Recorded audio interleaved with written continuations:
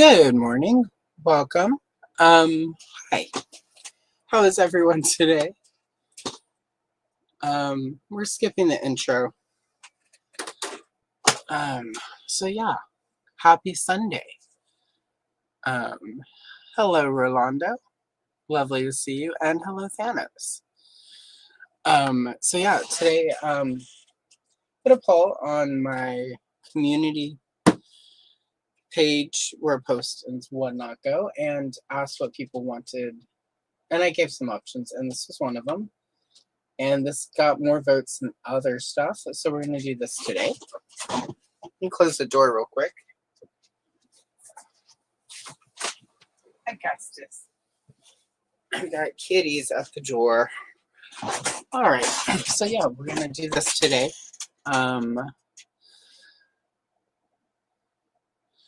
Good morning, CJ. Lovely to see you. Good morning, Alex. Happy Pride Month. It's going to be a good one.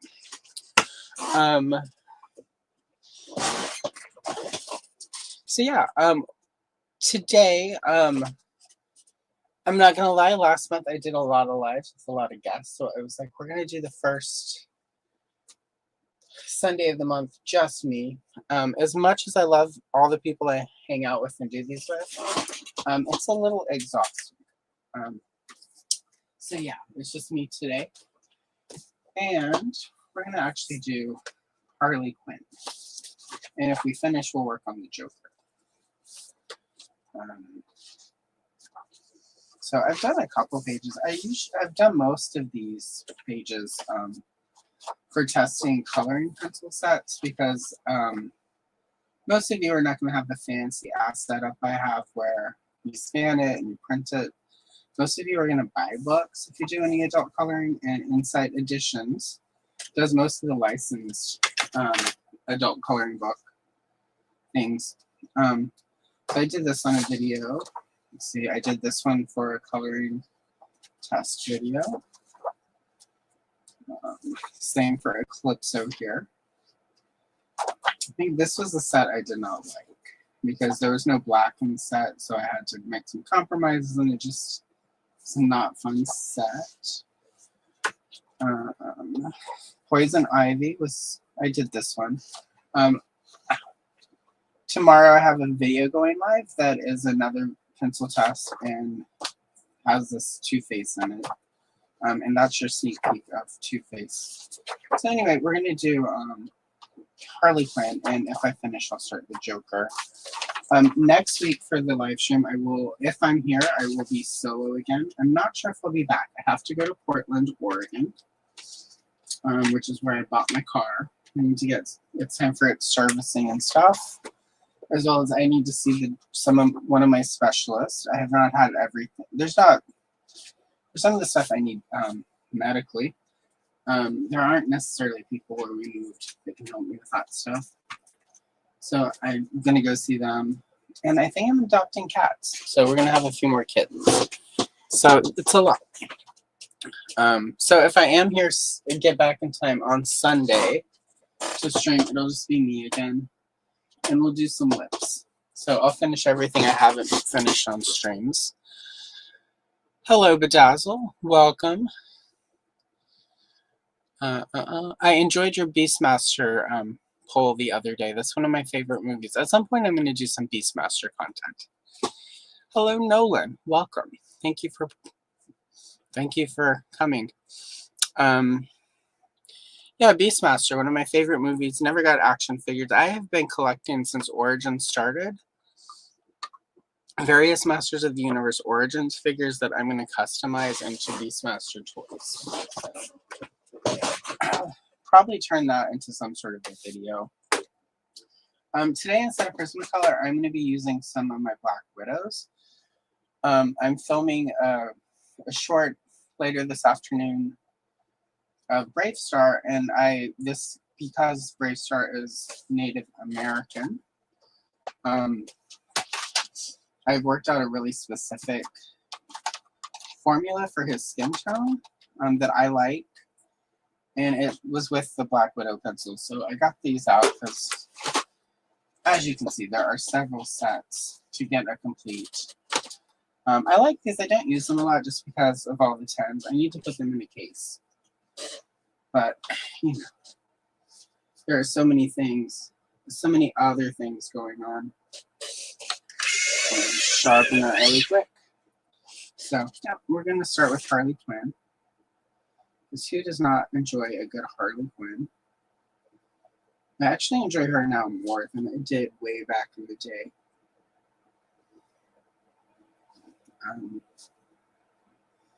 So yeah, Harley Quinn.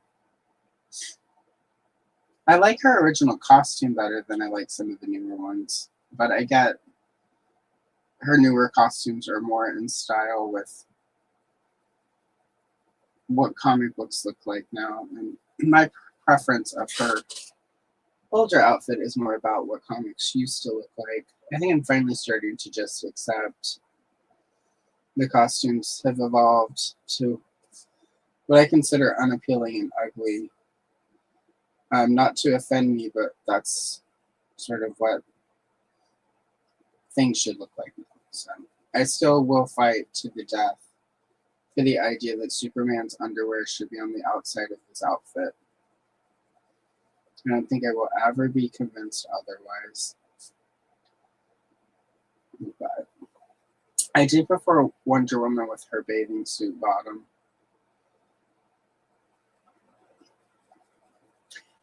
And that's some of, I think, why I dislike the modern comics looks, is because a lot of them like this is trying to look like sort of clothes that people might actually wear. And I prefer when it's just spandex and absolutely something only a superhero is going to wear. But again, that's my preference. And I have not read monthly comics in over a decade now. So I pick up trades here and there from my favorite characters. But even that, I'm pretty behind on Wonder Woman. I think they rebooted it again or did a soft reboot or some such. And I'm just like, I can't keep doing this, guys. Like, you should not be rebooting more than every 20, 30 years. It's just too much. That's what's happening in the... Agreed.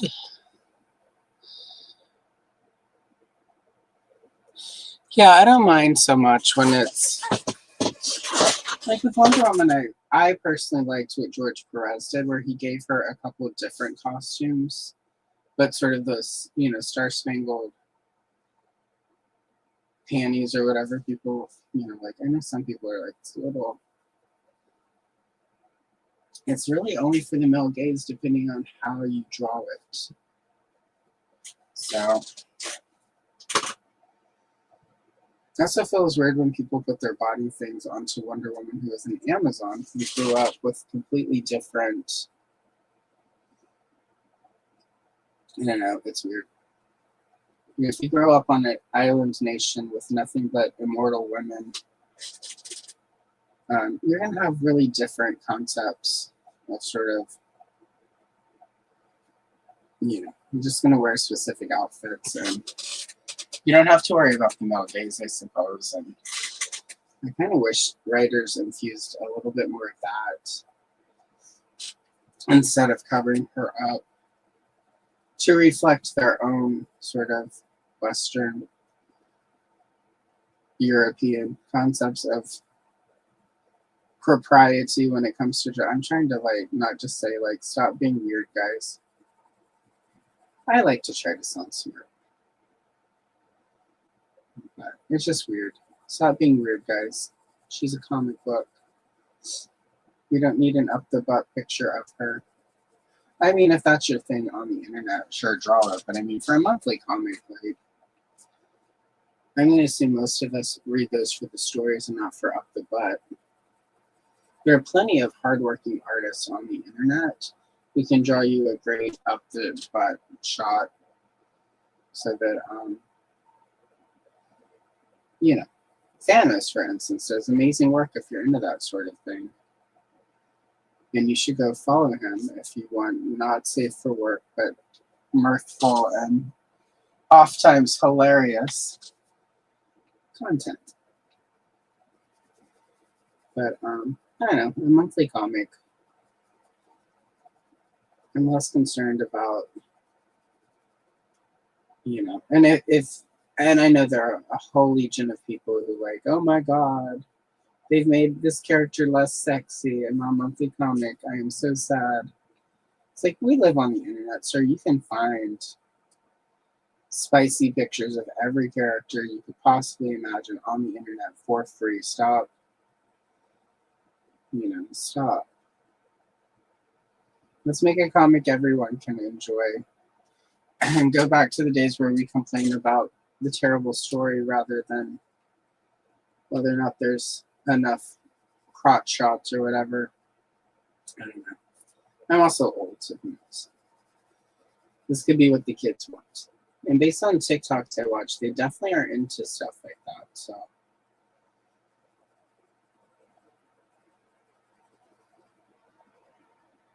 I will say the Black Widow do not play as well with the paper in this book, which is not uncommon. The paper Insight uses is at times not the best for what a lot of people use for adult coloring. I think some of it is that I think Insight doesn't quite get that a lot of people who do adult coloring have pretty decent tools, and they should use paper that is more conducive to that. Because if you use a slightly higher quality of paper, even if somebody doesn't have super nice art supplies, it's still going to work really well. You know, there's certain types of paper where pretty much any, you know, sort of color pencils can work pretty well on them. Yeah, and the price of these are pretty comparable to some of the other adult coloring books that I buy that do come on the better paper. So I'm not sure if it's just that Insights don't know what they're doing. So really quick, good morning, Boba Hex. Hello, welcome. Lovely to see you. Yeah, right. Yeah, and I love you for that, Fannis. I love how weird you are in a good way. I don't even know if it's weird. Like, probably not the right word. Everyone just got their different sensibilities. I mean, there are definitely some stuff that's weird, but I don't know. I should stop throwing weird around so casually. Because there's good weird and then there's bad weird. And we're all for the good weird. And Thanos, sure, good weird. I think everyone here in the chat is good weird. So when I say that and bad weird will show up, I'll have to be like, not you, Carl. Oh, speaking of which, I don't know if everyone has been watching all of the ridiculous streams I've done as of late, but I have decided that we'll be keeping this in the sound files. You're a mess, Carl. You're a mess, Carl. You're a mess, Carl. And this one. You're a virgin who can't drive. And where's the other one? Oh, here we go. Everybody's so creative. Everybody's so creative. There we go. So yeah, I'll be keeping those around. So, you know. They were too fun not to.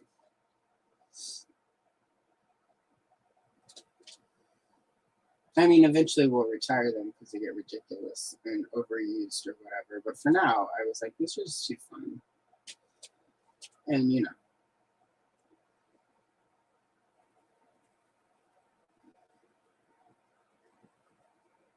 I had to everybody's so creative myself and making one of the Amidala videos. I'm like, you're really just being ridiculous here. But it was fun. I had fun making both of those videos. So if you haven't watched them, I definitely recommend them. I'm finally figuring out how to do sort of action figure videos. I mean, I still have a long way to go. It's definitely a learning process, but I now feel like I know exactly how I want to do videos with the coloring books and with the coloring, so it's time to really start figuring out the action figure content so that I can start doing a little bit more. So I've got a pretty fun video planned for She-Ra where I compare all of the 5.5 She-Ras from over the years, because I actually have all of them, including the San Diego Comic-Con 2000X She-Ra. So I thought it would be fun to sort of line them all up for a video. And that one will be waiting for the studio, which is happening still. It's very slow. I forgot the part where I have to set up the studio. I have to unpack all of my entire toy collection from like the last 45 years of my life. And then figure out how I'm going to display everything, because I now actually have space to display most of it. I also realized I've got duplicates of stuff. I've got a bunch of stuff that's meant on card that I would much rather like open and display, but I have to, go through and figure out some stuff. So, I mean, I counted, I have like at least 7 different vintage collection Vaders that are meant on card. And I'm like, I don't need 7 different meant on card vintage collection Vaders.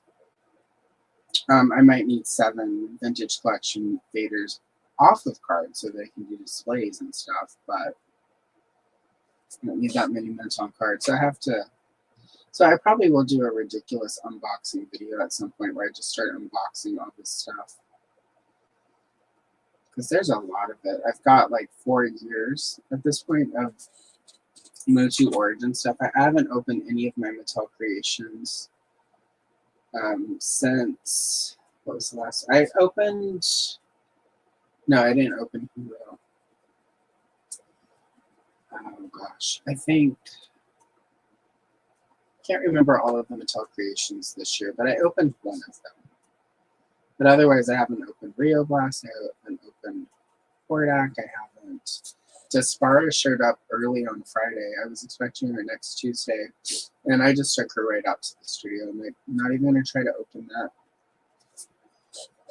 I'll probably include her as part of the 5.5 She-Ra thing, since technically that is She-Ra.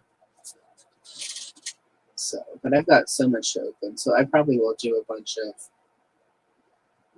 unboxing videos of at least, I've got stuff that I've been, I'll pick up and won't open because I'm like, oh, we don't have space yet. So I've got about 15 years of unopened toys to start opening and displaying. So it's going to be obnoxious. I'm going to feel very obnoxious. I don't know. But no, I'm just that I finally have a spot where I can display all this stuff. Cool. The day you plan for that you think will never happen. Yeah, it was. We had so much fun doing that stream. It was ridiculous. We did not. None of that was rehearsed. I just told them show up in 90s clothes. The best facsimile you can get to some 90s clothes. And I've got a thing planned, and just roll with it. The opening is ridiculous. So everything that happened was them reacting to the stuff that I had set up.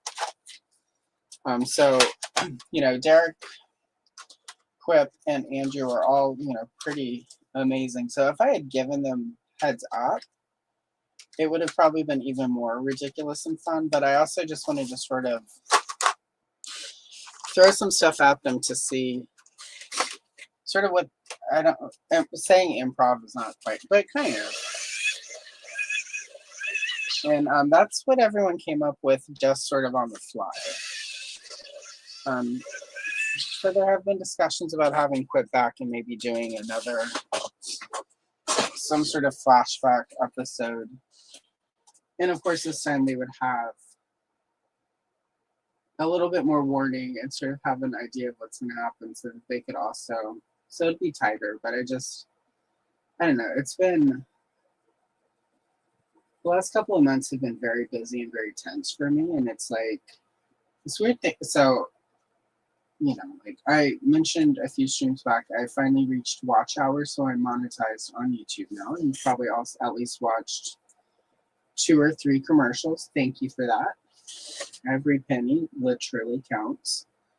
You know, and I'm just gonna put it all back into the channel. But what is weird is for a long time, a big part of my grind has been trying to make watch time so I can hit that level, because I was really close for a long time.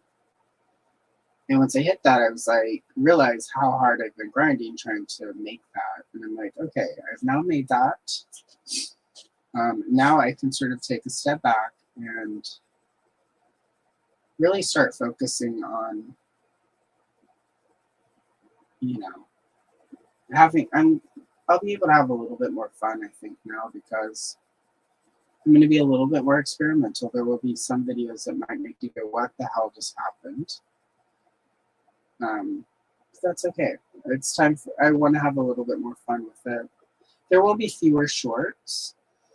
And just because those do take, you know, the average short, the shortest thing to film is like an hour and a half, even when it's just a basic no background character thing. And some of those can take 4 or 5 hours. So I'm going to do fewer of those. Just because at this point I have so many that I was looking at my analytics the other day.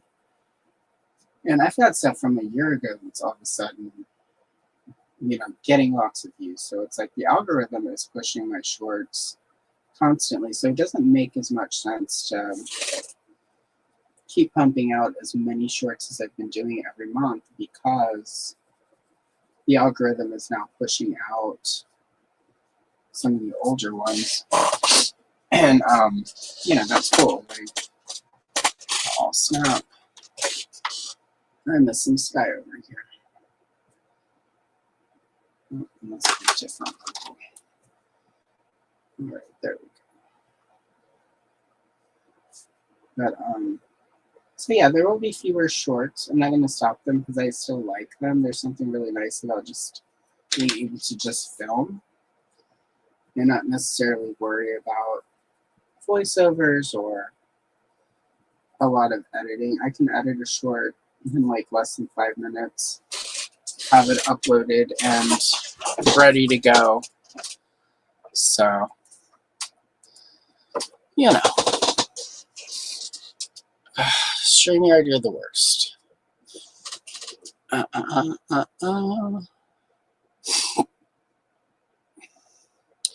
Yeah, a lot of them I have. Like Wonder Woman I gave up a long time ago. And, oh yeah, no worries. Yeah, that was, those later streams are harder too. But, yeah, like, I used to, like, I'll have every, and at one point it was possible to have every Wonder Woman because there were so few, but at some point DC, until Todd McFarlane came along, realized that, hey, like, people want to buy women figures of our most popular characters.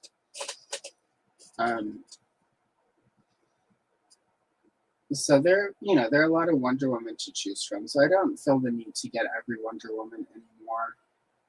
Actually, I have a few that I've seen from back in the dark times when it was like you were lucky to get Wonder Woman figures, where it's like, oh, this one was never cool. It looks like crap then. It looks like crap now.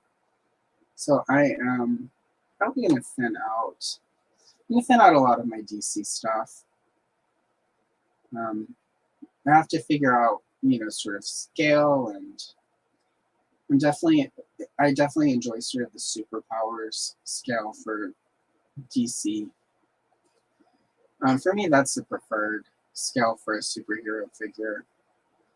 You know, everyone else is like, we're all about 7 inches and 6 inches now. Like, good for you. For me, it's like that 5-inch. And that's like the perfect scale. But, you know, not like I'm going to get rid of it, because I've got some great 6 and 7-inch figures. I have the entire Terry Dodson Wonder Woman figure line from, like, at this rate, it's like I don't know, it was like 2008-ish, I think, 2009. So, like 15 years ago. I have that entire line. The Donna Troy figure is not great. The rest of it's pretty good. The Diana Prince in that line is one of the best. I think it's actually the only Diana Prince figure outside of, Migos stuff. But, so those are pretty cool. So I'm gonna get the Wonder Woman shelf going and figure it all out. And then DC Comics and whatnot. So they can have a more cohesive. Because again, like with a lot of it in storage, like I'll see, I would see, I don't have the Wonder Woman on the shelf because everything's in storage right now. Let's grab this Wonder Woman. And then it's not a very good one, but it was just like I wanted a Wonder Woman on the shelf. So there was a lot of that early on, but not so much anymore. So.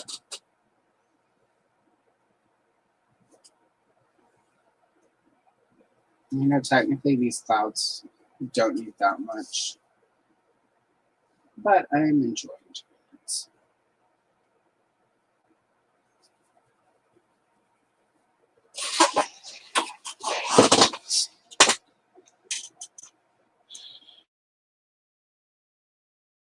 All right. Sorry about that. Muted for a sneeze. Yeah, and I saw that and I was pretty excited. It's not as surprising because that is like I think a 7-inch line.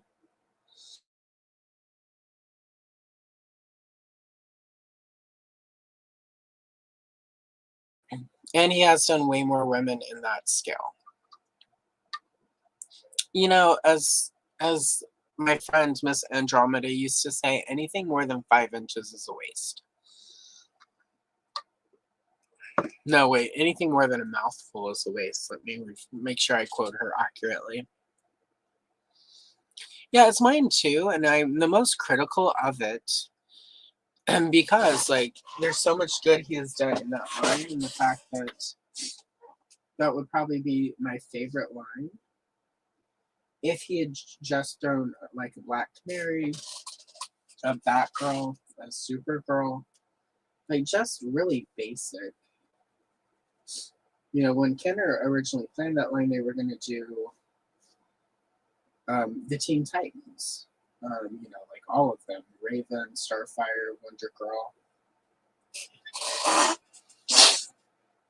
If he had just,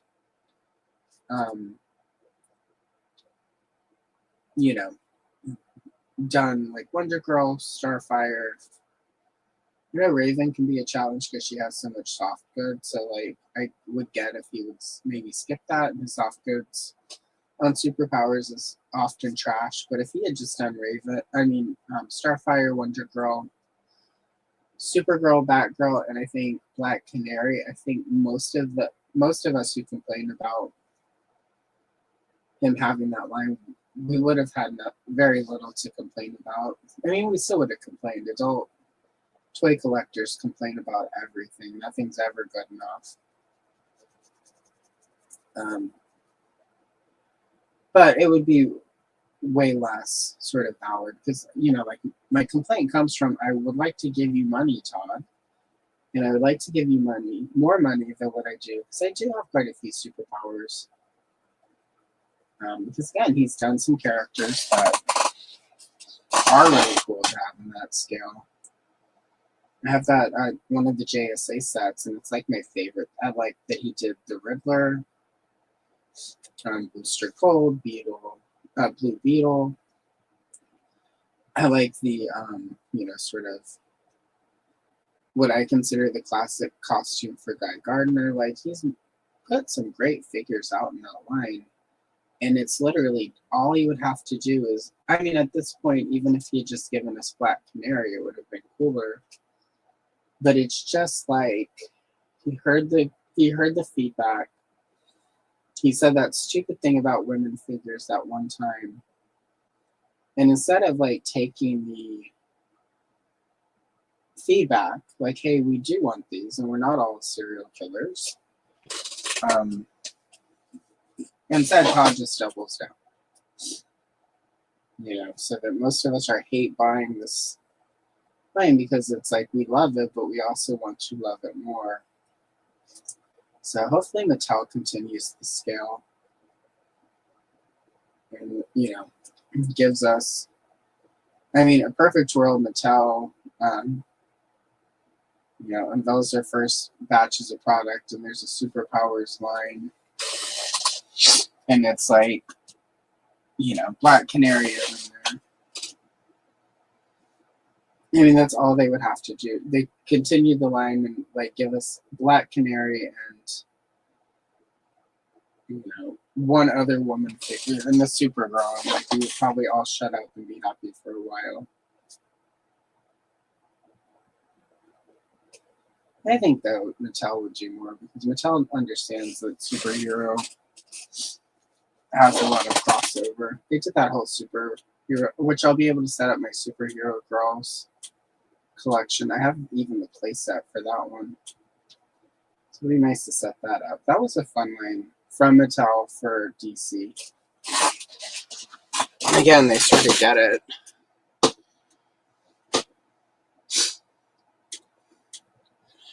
Yeah, that Justice Society 3-pack is really cool. Yeah, and I say this as a huge Wonder Woman fan. Like, I love Wonder Woman, and it's like the fact he only used the one mold. So it's not even like we got, a bunch. I would, again, feel slightly less critical if we had gotten a couple different Wonder Woman molds, but he just keeps reusing the same one. I get tooling is expensive. Don't get me, I understand. Like, at this stage, most of us who are adult toy collectors, at this point, because of YouTube, sort of understand a lot more about how the toy industry works than we did in the, 80s and 90s and even the early 2000s. But at the same time, like, he has been able to retire the mold for, like, Batman and Superman and, like, bring in new molds. When figures, some of the early figures were going on clearance around here, I never saw Wonder Woman go clearance. I can't speak to everyone else's areas, but in my area, we had a bunch of Darkseid on clearance, and then some John Stewarts.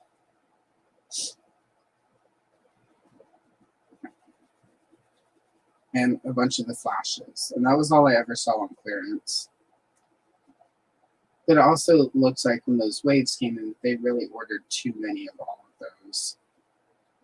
Because at one point, like, I was looking at a shelf and it was like, they had what to me looks like at least 7 cases, and it was like, most of it was John Stewart. So that would mean, based on my understanding of the composition of those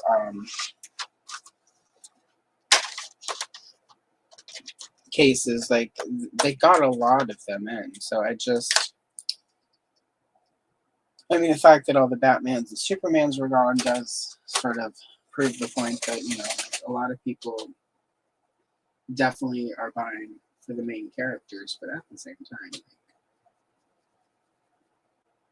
it still seems like maybe you over-ordered a little bit if you have that much excess, of these two characters. John Stewart I picked up before he was a clearance item, and that's a great figure. That was my first Superpowers pickup, actually.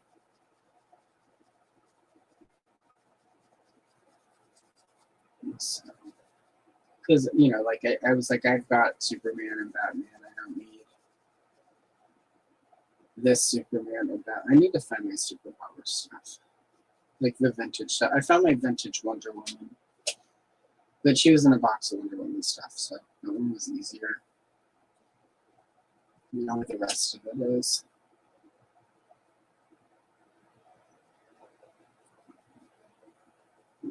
But I just have the figures. I sadly did not. And the the Hall of Justice and the Batmobile and all the vehicles my brother and I had that I basically inherited were all still in storage in Louisiana. So that's all buried under a marsh somewhere now after the hurricanes. So sadly, I don't know where that stuff. 300 years from now, archaeologists will uncover it and be like, oh my God, we have discovered the ancient gods and goddesses of primitive man.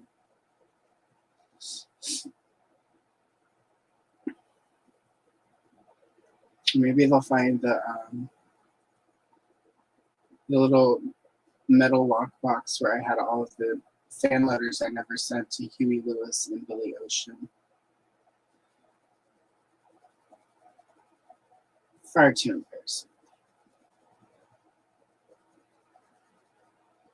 Although I kind of wish I had brought this. I'm sure they would be. What 10-year-old me thought of as love letters is probably pretty ridiculous. And modern 10-year-olds would probably laugh at me for being so dumb.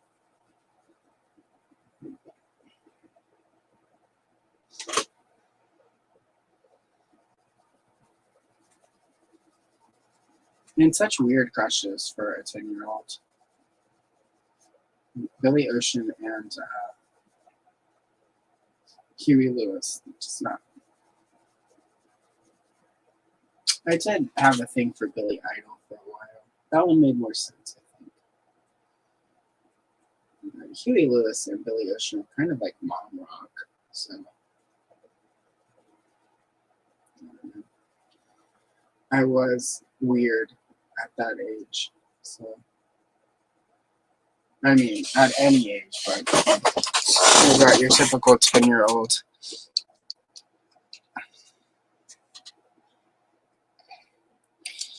Yeah, it's a cool riddler. If I could talk. Hello, Angela. Good morning. How are you? Thank you for popping in. I'm working on some Harley Quinn. How are you today? I did replay on your stream the other day. I love how your page is coming along. Hoping now that it's summer, I can just slow down with work and pop into more streams. Yeah, see, even the gold Batman just didn't. Right, Mom Rock.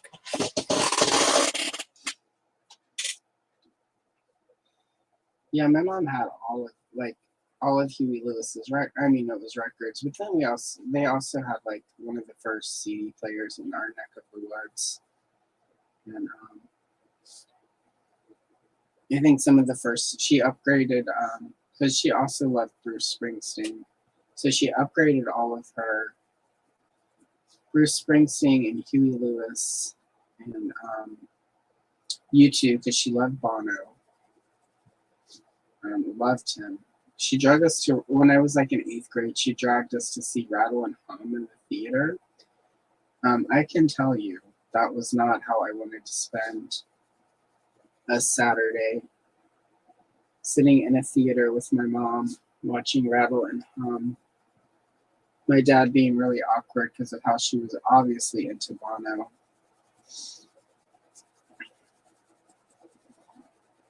Obviously into Bono. I appreciate U2's music a lot more now than I did as a kid at the time. And I think like one of the Halloween movies had just come out, so it's like I wanted to go see the scary movie. I do not want to be sitting in there with my mom drooling over Bono. It's so weird. But it's also sort of, yeah, I think that was the year that Halloween, The Return of Michael Myers came out. I even think I tried to get her to buy me tickets to that.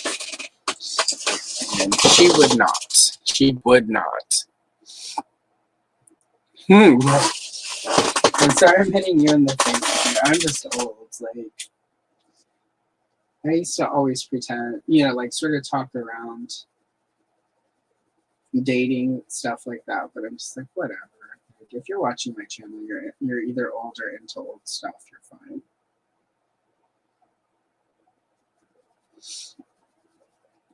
Also, this last year, I've also gotten better about just not. I mean, we all get old, and there's nothing I can do that will ever make me young again. It's a lot easier. It's a lot less stressful getting older when you stop worrying about the getting old of it all, or oh, I'm so old now. I think TikTok actually helped. I would get on there and there would be slang that I didn't understand, and like 10 years ago that would have panicked me. Oh my God, I'm not hip. I don't know what the kids are doing anymore. I'm so old, and I just found it. I found it quite charming that the kids sort of have their own slang, and it sounded ridiculous to me, and I'm like, that's sus, and all the other stuff. And just, but I was okay with that, because it's like kids need to have their own stuff. Like,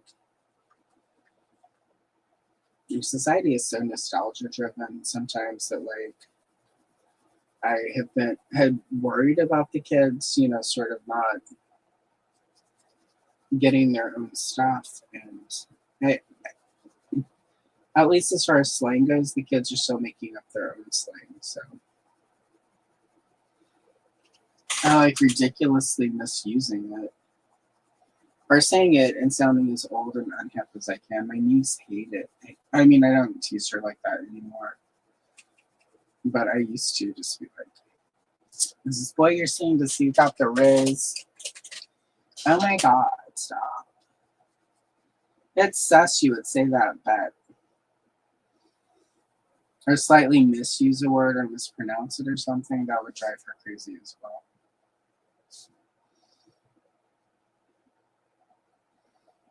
But I need to be the weird aunt. I don't want to be the cool aunt. I want to be the weird aunt.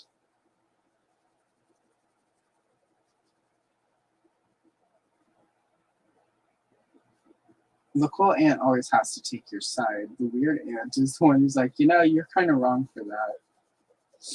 I mean, don't get me wrong, your parents suck, but in this case, you were the wrong one. Whereas the cool aunt's always like, how dare they?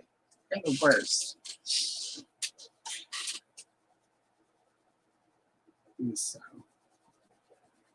but yeah, I like sus in text. It sounds ridiculous when I say it, like that's sus, but it works in text. And a lot of their slang I can use in text. Oh. I have a live stream reveal. Oh, thank you. Look at that gorgeous. Fresh from our garden, guys. Thank you. Variety number 6. We've got at least 6 different roses in our backyard, guys. That was Matt, by the way. That's pretty. I like the marbleization on that one. Well, I guess. We've also got these yellow ones back there. The lady who had the house before us apparently was really into roses. We have at least 7 different varieties that we have discovered as they started blooming this year. So, thank you.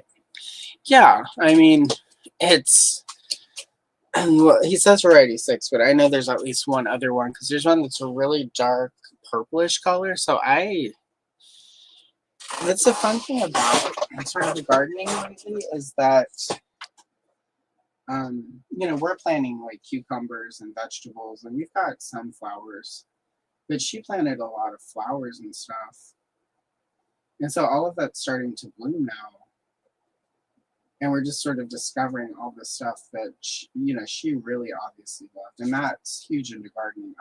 I've got a brown thumb. So I try to keep it, I mean, like, I can kill grass. Like, like, my parents used to send me out in the yard to work on the weeds, because definitely the weeds would die and go away if I, like, touched them. So, but I help as much as I can. But that one is really pretty.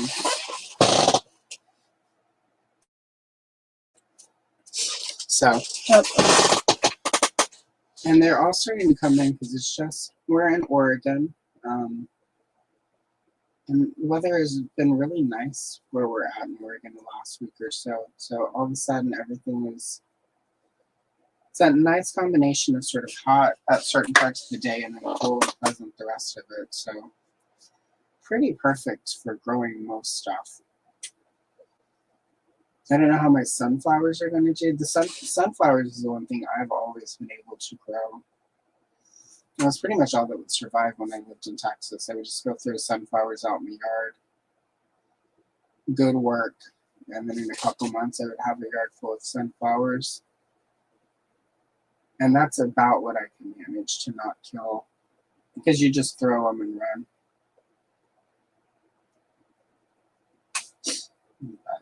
Yeah, that one's pretty. I have to take a picture, put that on Instagram later. Yeah, he has been out there. I slept in because I'm like, it's my day to sleep in. And I woke up and he was out there already. He really is digging having a yard, which is good. It's one of the reasons I have them. Yes.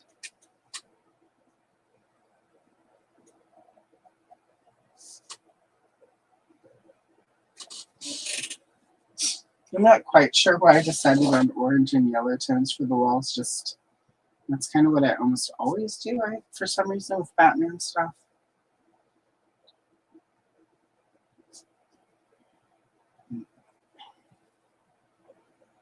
Let's get that first layer down. Since it's a horrible back alley that she's hanging out in. I'm behind the check cashing place where Derek goes after his various dates.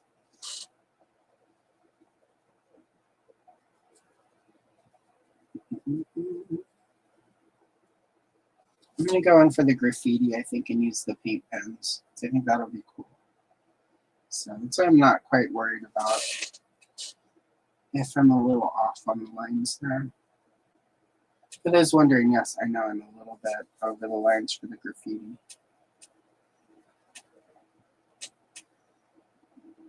But that's why you have paint pens. Or at least why I have paint pens.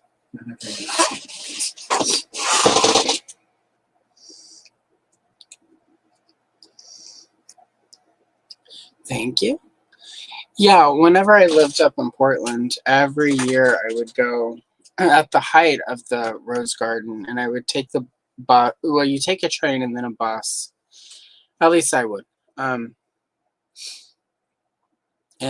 would sit there, and when it's slow enough, you can kind of just sit and chill and not be bothered. And I would go up there with a journal or my art pad back when I was still drawing. And just sort of sit and like draw stuff and smell the roses. And it's got a really nice view of the city up there. My favorite spots. There's a lot of great spots in Portland. And then take the train and the bus and get back downtown, go to Blick. Well, it wasn't Blick at the time. It was a different art store that Blick bought out. Go to Powell's and then go find lovely food in Chinatown and just sort of sit and have made a really good date. So up in Portland this week, I'm gonna hit Powell's and Blick. Got a bunch of Prismacolor open stock stuff you need to pick out. I don't know what's going on with me in powder blue, but like I buy powder blue open stock constantly, and it's like I go through it so fast. That and Deco Pink. Deco Pink though makes sense because of all the Barbie and She-Ra. But I never quite understand why I use so much powder blue.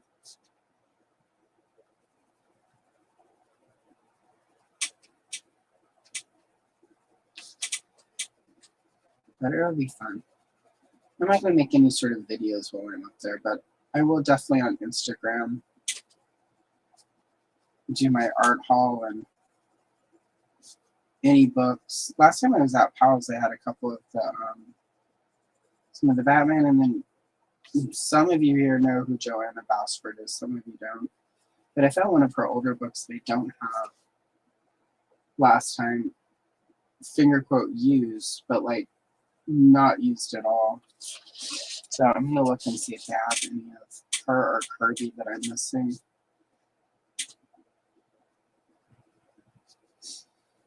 Let's see what they got. Not that I need any more coloring books of any kind. I've got so many. But again, you can never have too many, I guess. All right, let's see. I am digging the orange, so I'm going to go ahead and keep sort of working with the orange for the building here. I'm going to start with this lighter one. And I didn't worry about the barbed wire because I'm going to go in with one of my silver glitter pens and do the barbed wire later. Ooh, I just got a tremendous rush of deja vu. So we've all been here before, you guys. Me coloring a wall yellow, talking about barbed wire and glitter.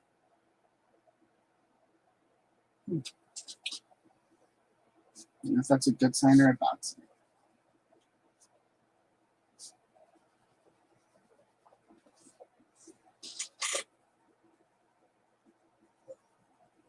But yeah, deja vu.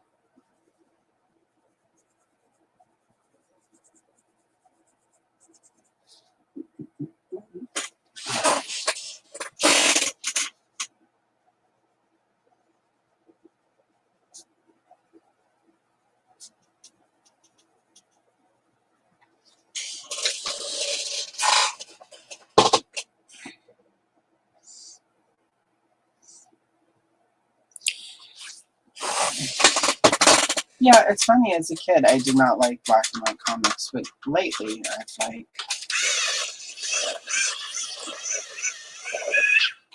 I also end up wanting to scan them and color them myself, so there are a couple layers to that.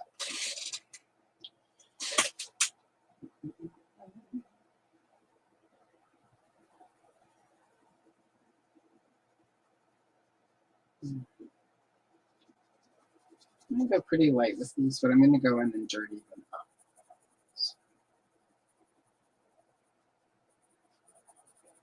Probably a little too clean for the streets of Gotham.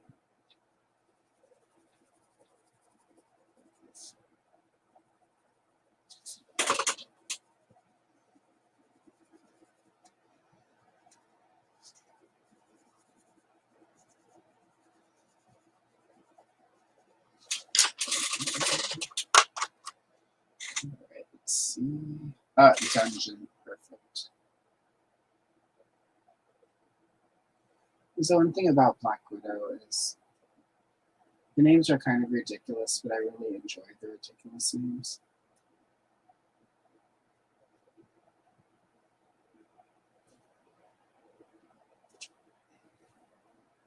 I do still feel like, despite what everyone else says, there are not enough reds in Black Widow sets. So one thing I feel like is lacking. There's so many greens, so many blues. I feel like it's 3 or 4 reds from being like the perfect set of pencils. If you have all of them.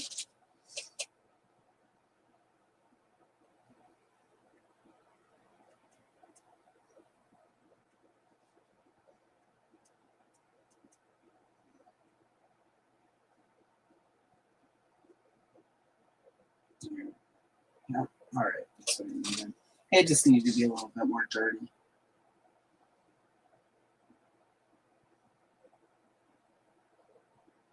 Which, of course, reminds me of Carl number 3. Hello, Todd. Welcome. They might. I should look around. I got a bunch of, I bought some PDFs from a guy not long ago of a bunch of vintage Marvel Transformer coloring books. I just have not gotten around to those yet. So I'm going to make sure all of the hardcore Transformer fans who watch my channel get their transformer coloring content. Itch scratched. There's some cool stuff in there. I have a few pages printed out. If I ever finish editing, I have an episode I did of my favorite toy with Ken from Toy Connections talking about his favorite Transformer. And I printed some pages of the character. I just have to edit all the audio together. I really hate editing stuff. The only time I ever want to be a big time YouTuber is when I realize I could pay somebody to edit for me.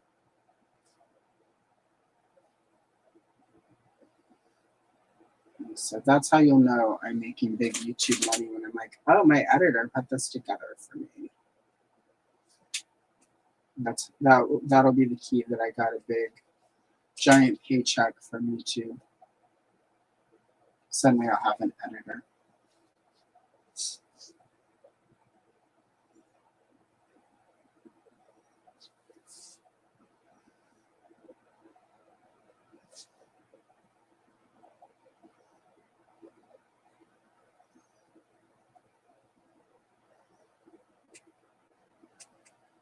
A little bit more dirt down here.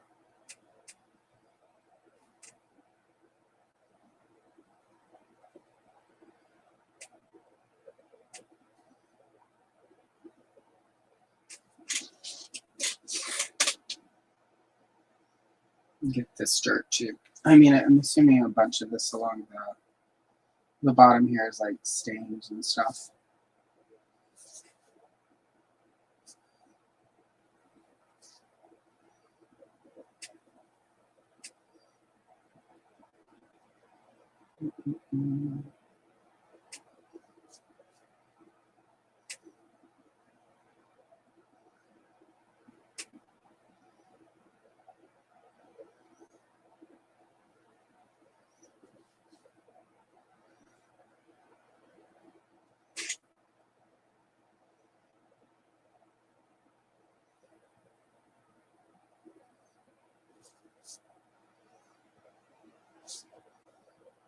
All right, there we go.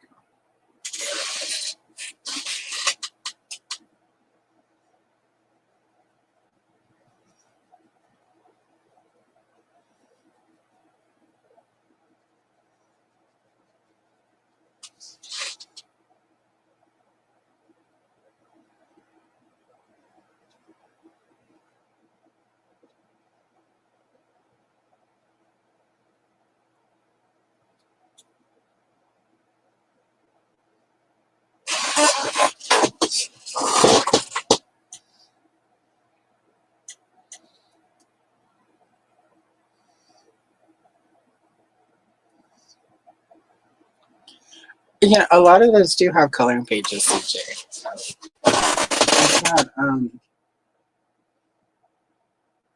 I don't have any of those. I've got a bunch of pages I found online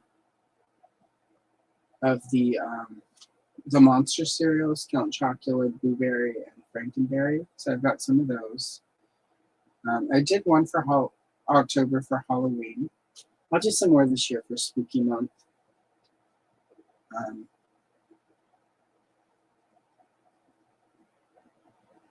But they're out there. I don't. There's like a Chuck E. Cheese coloring book that I look at it frequently, but I enjoy Chuck E. Cheese, but it never quite gelled with me that like you go to a pizza place named after a rat.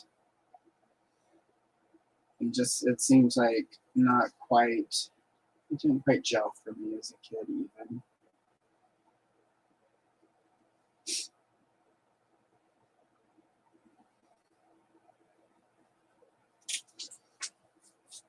Yeah, it would be like, I don't know. Like it just always felt weird that it was named after a big giant rat. And then somebody in a giant rat costume would wander around.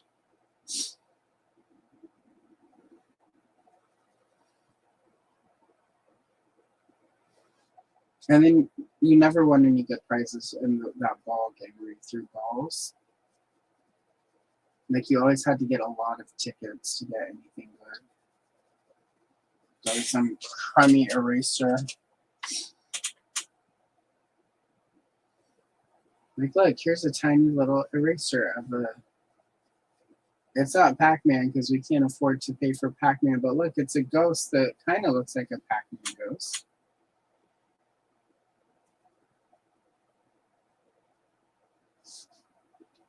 I did like the arcade game, so I would go and play Miss Pac-Man. That's my favorite. That and Donkey Kong were like my favorite video games. Sometimes Dig Dug, but not often. That was like if Miss Pac-Man and Donkey Kong were not available.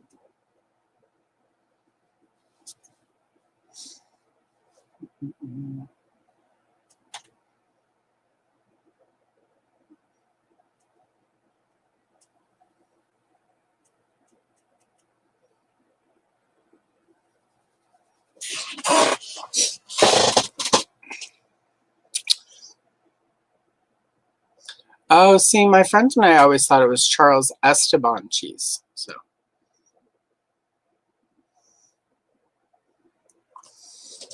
Oh, yeah, no.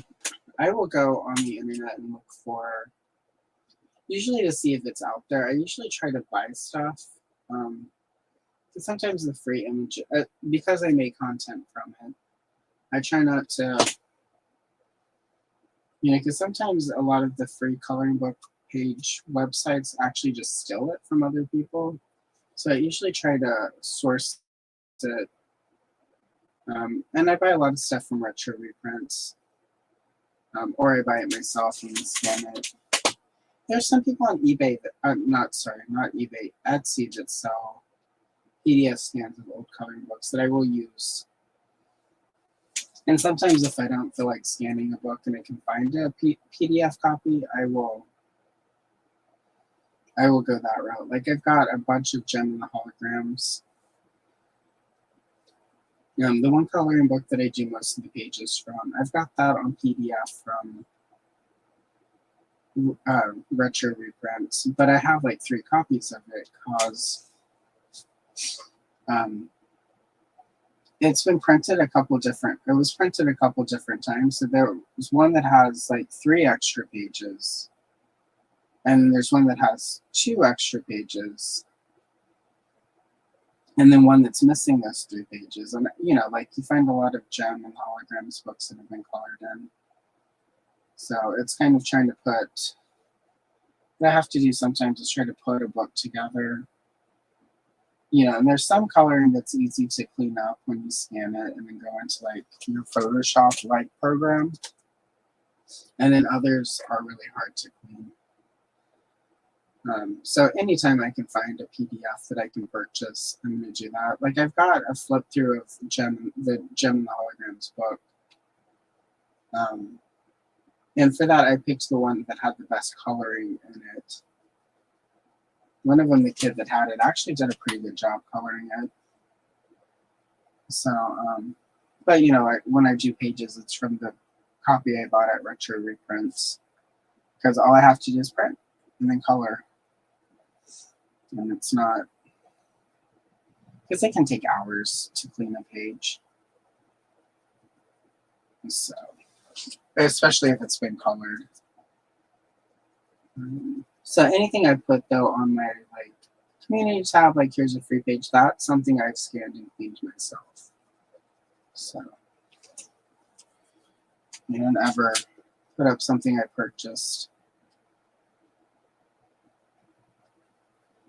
because that's not my work.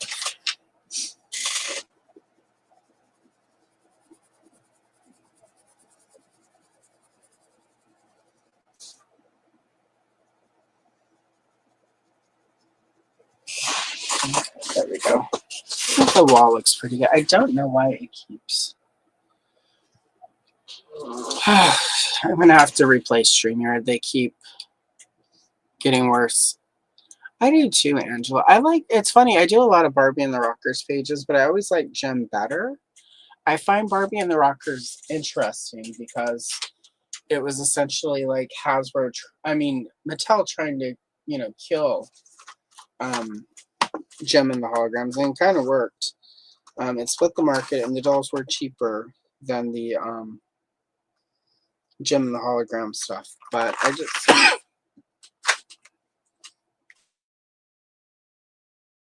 Excuse me, allergies today. But the Gem stuff was always more fun. Even though it was a little ridiculous that she had the secret identity.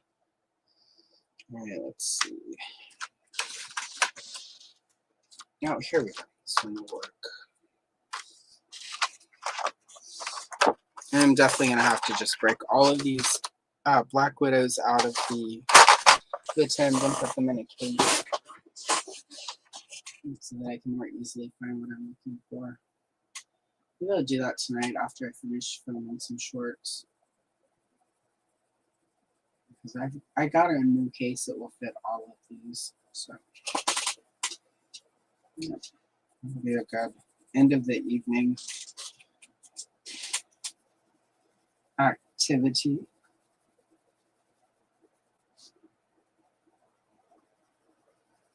Yeah, I also think with the orangey stuff, once it's time to do Harley Quinn, she'll pop out more.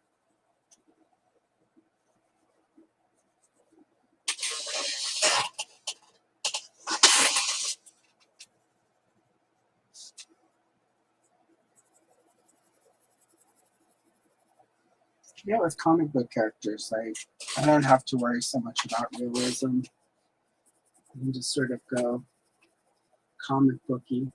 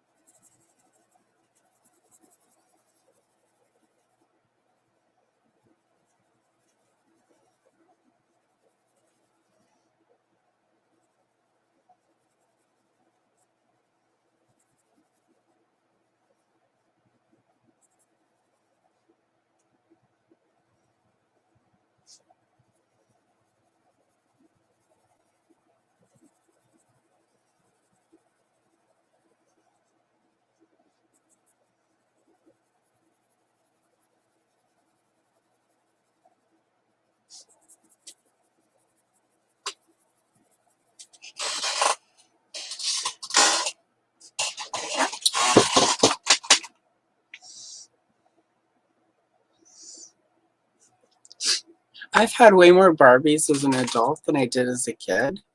I did not like Barbie growing up. My mom really liked Barbie, and I think part of it was just like, no, Mom, that's your thing. I really like Strawberry Shortcake, Gem, She-Ra. Frankly, some of it is I liked the dolls that were more action oriented because I was very much, let's go outside and play. Like, I wasn't as into, like, Gem and the Holograms. I really liked the fashion side of it, but it was very punk rock and new wave, which is what I thought was cool. I've got like Rainbow Bright. Yes, I've got like 3 shorts. I'm also going to do some more shorts in July because I am almost done with that Care Bears coloring book that I've been working on for like a year now. So in July, I finished a Care Bears coloring book video that drops, and then after that, I'm going to take a little bit of a break from Care Bears, and I'm going to do some Rainbow Brights at that point. So yeah, in July there will be a couple more Rainbow Bright shorts. I think I have like 4 shorts right now. There's one of her and on her horse with Twink. That's the name of her little white sprite is Twink. Everyone make your own jokes. The 80s were a different time. It's not what we call them back then. And then there's one with her in her windowsill I have to remember the actual coloring of them to remember what's out there. There's one of her with a balloon, like some balloons. And then there's one of her and the sprites dancing. So yeah, there are 4 Rainbow Bright shorts. I don't have a playlist yet because I usually don't start a playlist until I have about 5 or 6. I don't have any physical Rainbow Bright coloring books. All of mine are PDF. I found them all on Etsy, and frankly, the ones on Etsy are sort of missing pages and they're not great. But they work for now. It's on my list of ones to track down vintage copies of. It's just, Rainbow Bright is one of those things, sort of like Gem, where it's like, often you'll find them and they've been colored in because, you know, kids who loved Rainbow Bright really loved Rainbow Bright. But at some point I will have physical books that I'll do some flip throughs of. I quite like doing the flip throughs of the vintage books, especially because, you know, it's hard to find those. And I feel like as somebody who does collect vintage coloring books, I like to know what's in the books because often eBay will not, you know, people on eBay are not going to take pictures of every page of the book.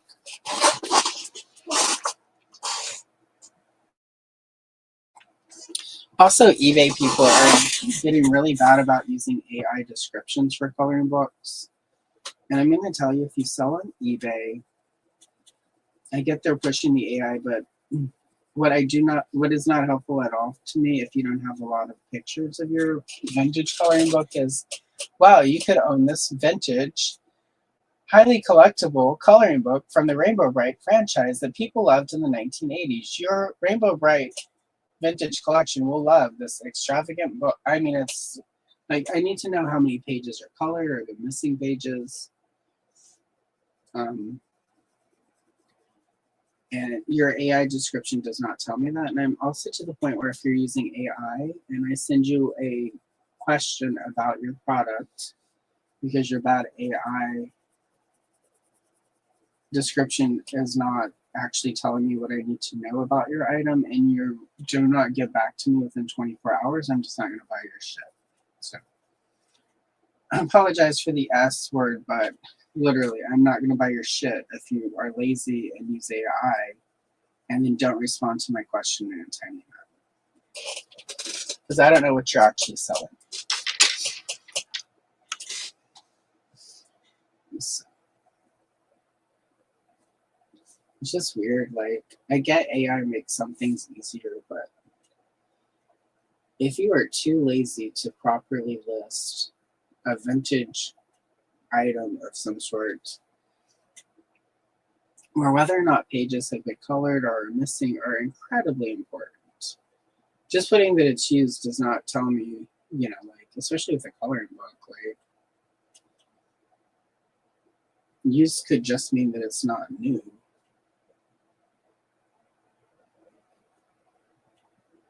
So, also, there are a lot of people who sell vintage coloring books that don't actually understand what they're selling. And they'll put, like, it's like new. And then you get it, and it's like half the book is missing. It's like, sir, I've had to do so many returns of vintage books that, like, it's just frustrating. You're not going to sell me something that's like new, and then there's like 7 pages missing and several colored pages. I mean, like, if you tell, especially not when you're charging, you know, $20, $30 for a book. Your book is worth $3, sir, at best.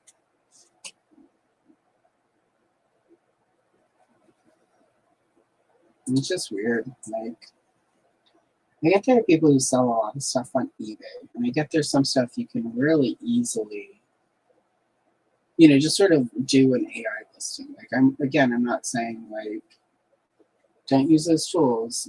I know it can make your life easier if you're somebody who sells a lot of stuff. But there are times where the AI is not going to actually help you make that sell.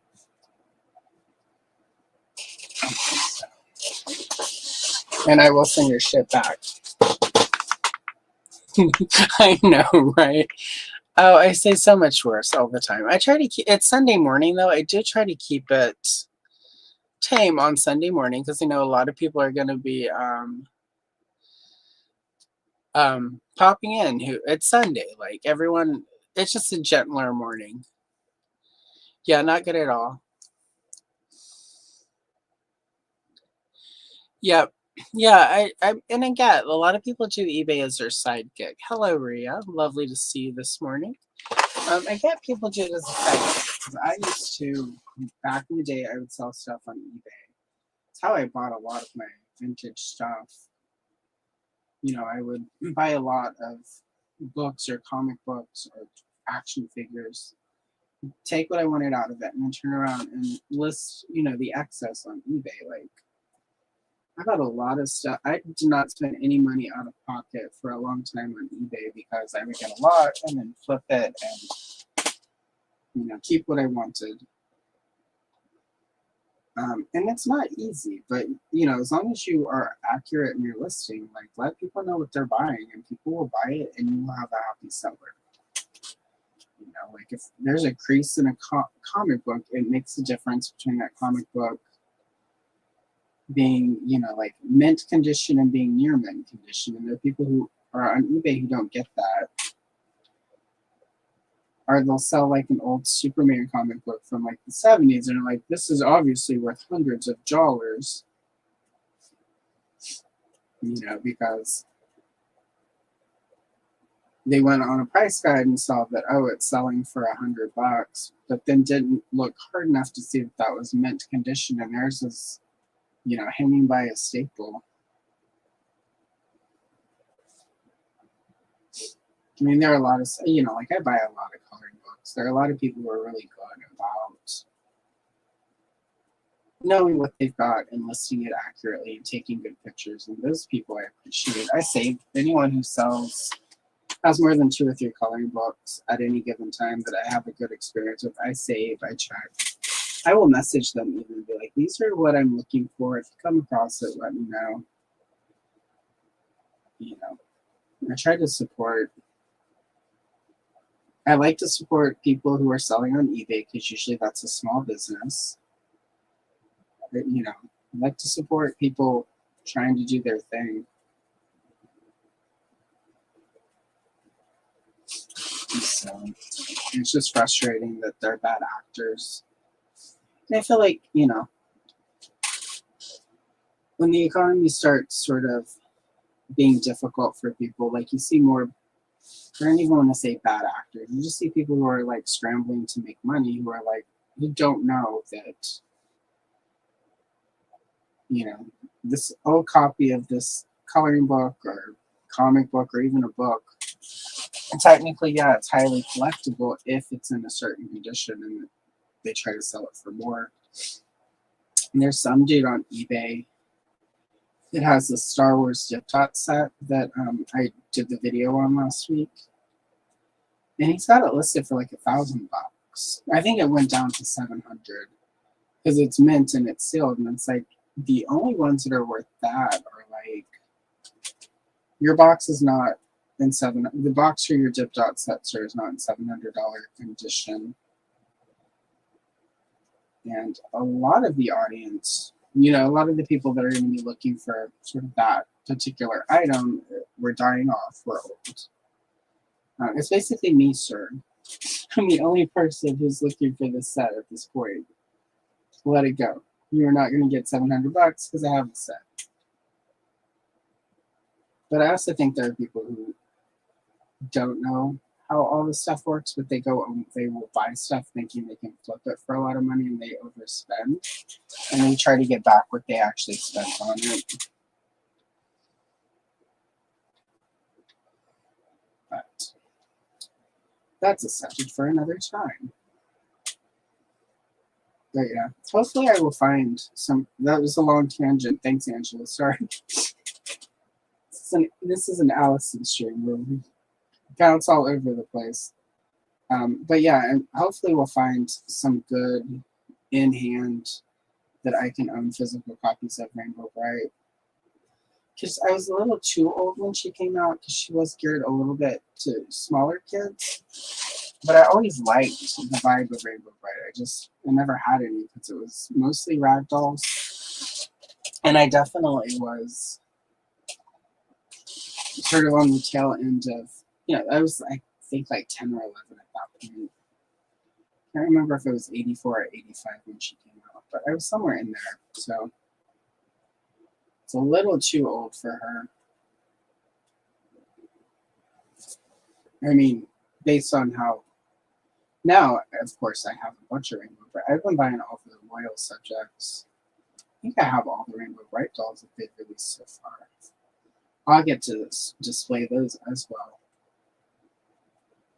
It's gonna be fun. I can't wait to start making those videos. Yeah, see, you are at the perfect age. I'm a little bit over 50 at this point, but you're probably right at the perfect age for it.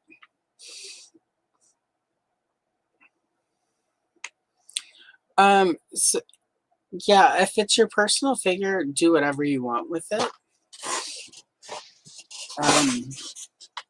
As far as if you're gonna resell it, you have to be really clear that, like, but if it's just your personal action figure that's going on your shelf, do whatever you want. You own it. It's yours. It's like people who buy mint on card, like vintage Star Wars, and will open the figures, and then people get really mad about it. It's like, it's their figure. They paid for it. They can do whatever they want. Does it suck that they're removing it from sort of circulation? Kind of. But then buying it removes it from circulation anyway. I mean, that's part of why I don't color in the vintage books, is because,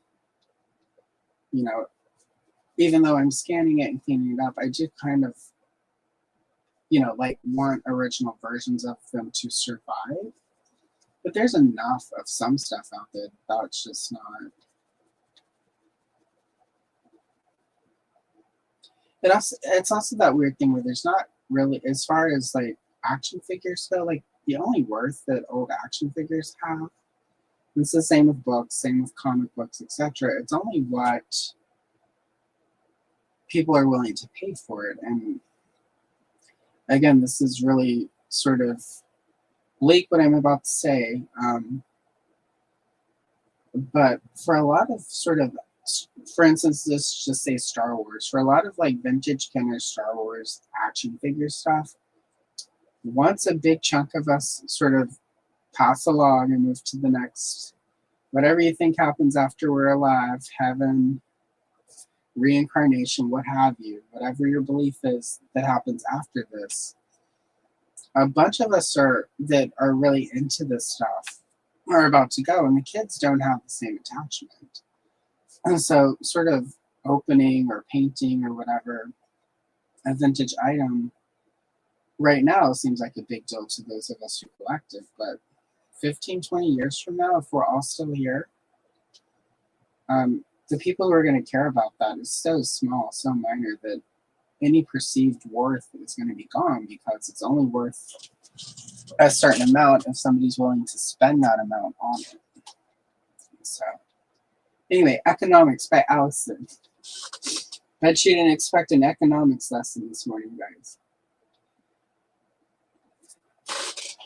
But yeah, so.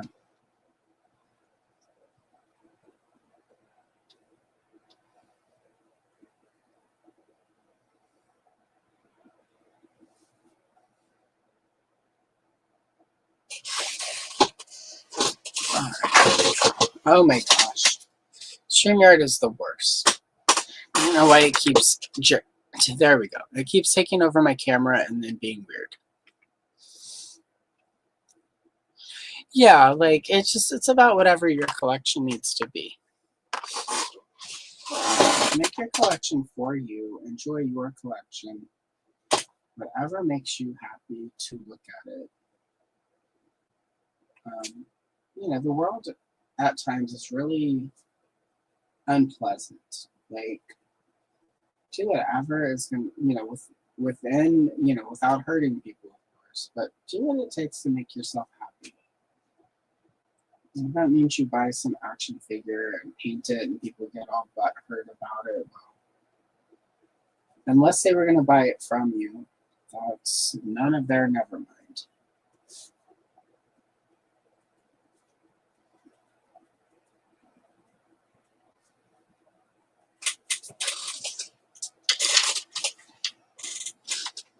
This is like the Goonies episode I did where I just uh, worked on the wood the whole time. Speaking of which, I'm going to finish that page on my next whip episode, which might be next Sunday if I'm able to. If I get back from my trip to Portland for doctor and kitties and car stuff, and I can manage, have the energy and bandwidth to hang out with you guys. It's usually pretty easy. If I can just get the coffee and get sat down at the table, I can usually do it. It's that whole part of where you have to get out of bed. That's always the hardest part. After, sort of a lot, when we were moving and I missed a bunch of Sundays, it was like after I got out of bed, I'm like, I should have just, but then I would get out of bed and it's like, okay, let's go unpack so we can eat food and stuff. Because we got to a point where it's like there was way too much takeout and microwave stuff happening. Because they didn't have the pots and pans or all the silverware. So. But hopefully I'll be here. But yeah, we're gonna finish that Goonies page next week. I have a few things to finish from some of the Star Wars pages I started in various streams. And I think I have a She-Ra page from when Adam and I hung out that one night. So, and then Harley Quinn is obviously not going to get finished. There's enough of her left though that I will probably do another stream for her. So.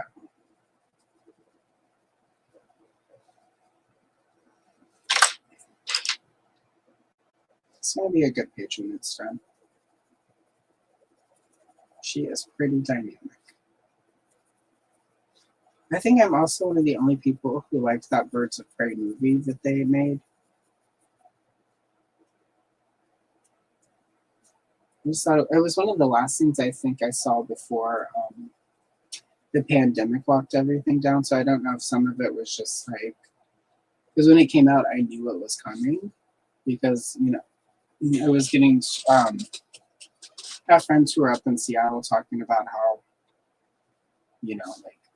a lot of the offices down there were having to shut down and send people home because everyone was getting sick.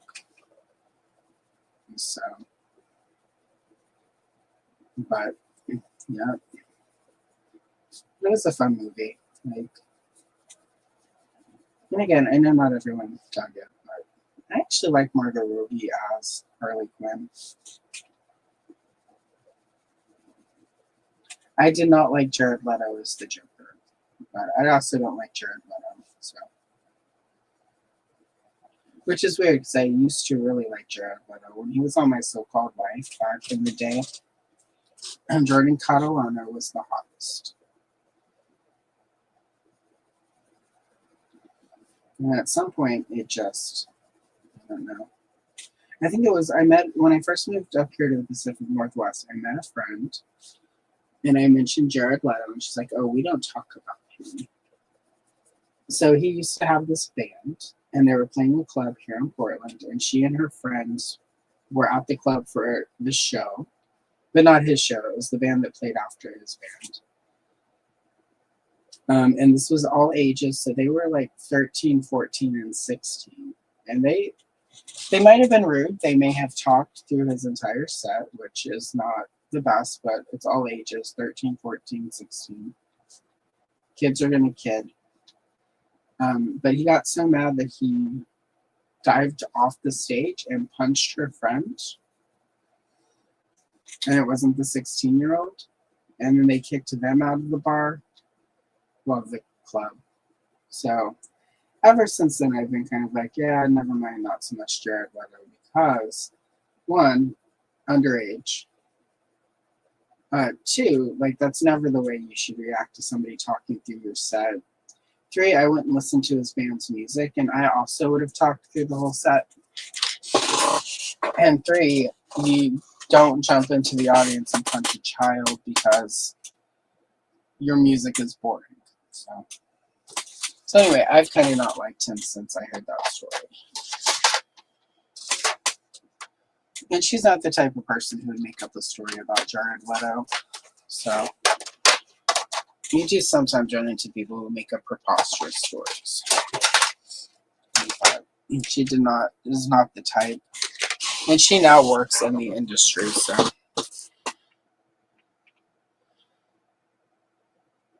Of course you were, Andrew. Of course you were.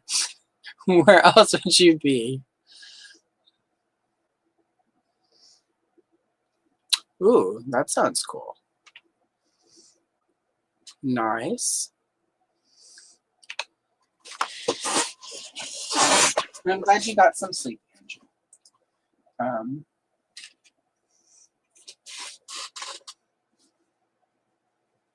But yeah, so anyway, Jared Leto can go hang out with Moby at Moby's house.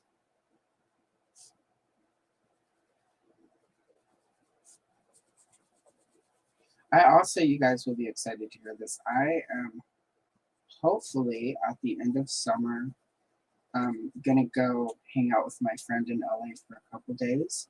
Her parents live by Moby. So anyway, this is my long way of saying if anything is said on the news, you don't know nothing. You don't know nothing, you didn't see nothing. Moby who?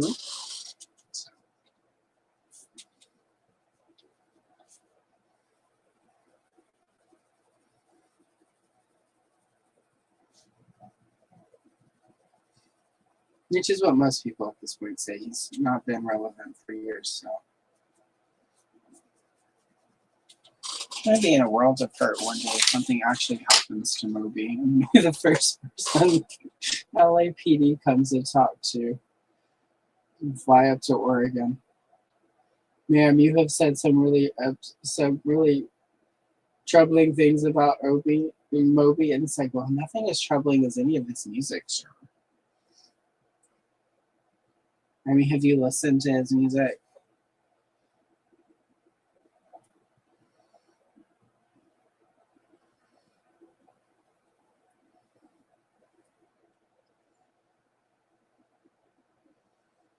And they'd be like, well, did you find him drowned in his own toilet? And they'll be like, no. I'm like, then it wasn't me.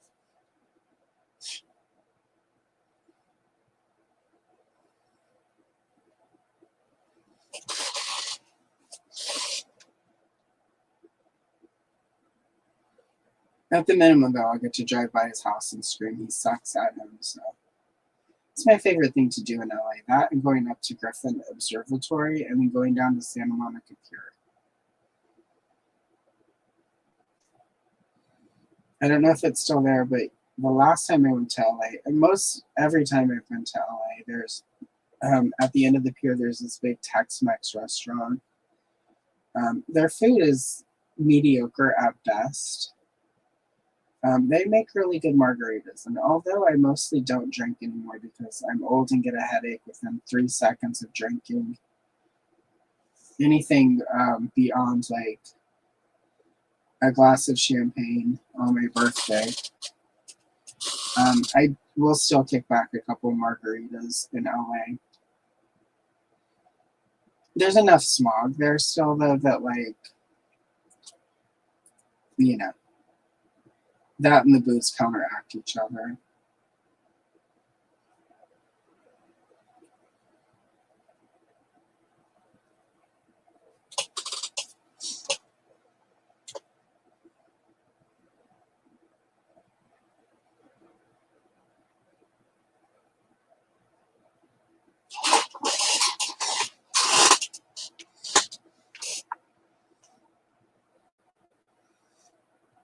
Exactly. I'm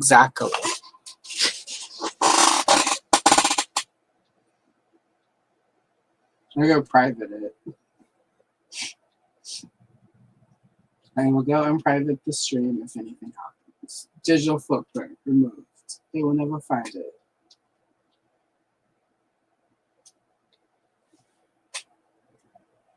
I would have to, as many episodes I've let the ticker about like Moby go on, I would have to private every live stream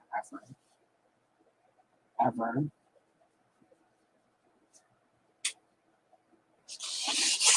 Which reminds me, you haven't done the ticker today. Here you go. Let's just make sure it's as incriminating as humanly possible in case something bad happens to Moby in the future.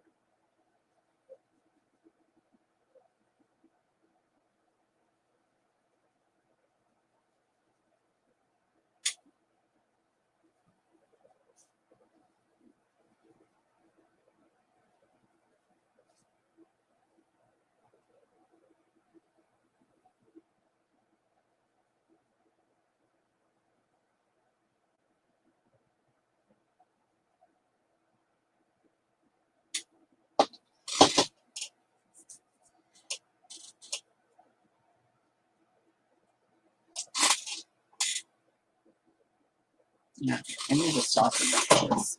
Sorry. Okay. I just realized I hadn't looked at it from above in a bit. Every so often I have to do that, or I will. Even when I'm not filming something where it's not on camera, I'll have to stop and step back.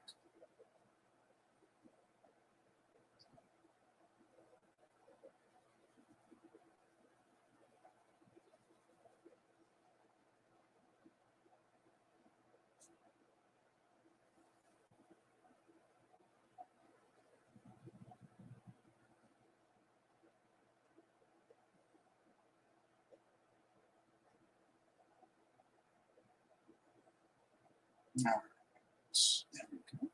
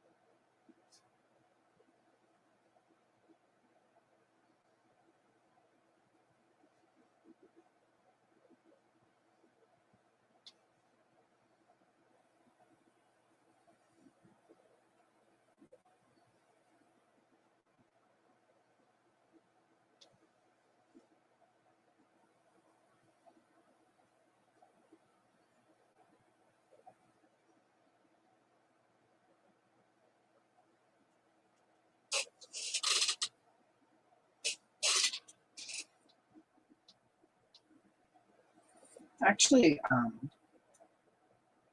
at first I wasn't sure, but the Black Widows are actually playing pretty well with this paper. It was just that purple that was not doing quite so well. So Otherwise, all these oranges and yellows have been really quite nice in this paper. So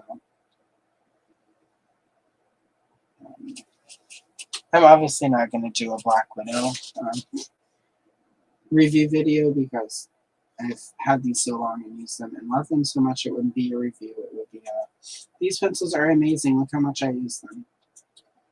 But for those of you who do buy sort of the Insight license books, if you have Black Widow, these are working quite beautifully in it. So.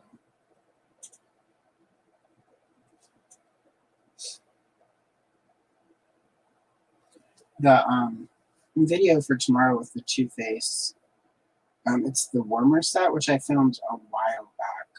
But then all the big color tuber people, for whatever, dropped their warmer videos this month. I'm like, I'm just going to push it back. I'm going to go toe-to-toe with some of my favorite creators in color tube. My sad little warmer review video. But that goes live tomorrow, and it has the Too Faced at the end of it, so.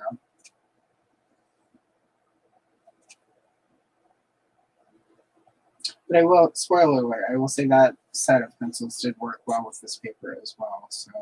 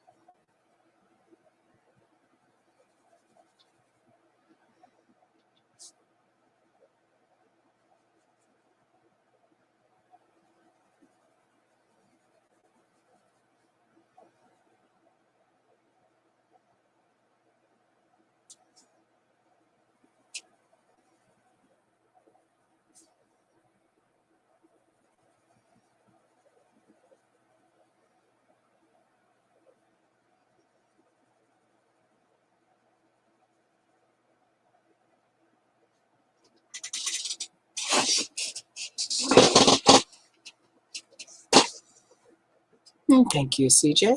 Yeah, I'm liking how it's coming out. It looks pretty good. Hello, Tony. How are you? Hope you're doing well.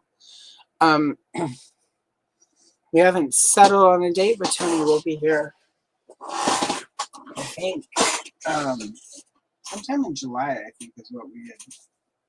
Just because he's going to Joe Fest in Atlanta, so we figure it out. But Tony and I always have a good time when he pops in. So I think last time we did DC. Yeah, we did DC last time Tony was here. So maybe we'll do something different, or maybe not.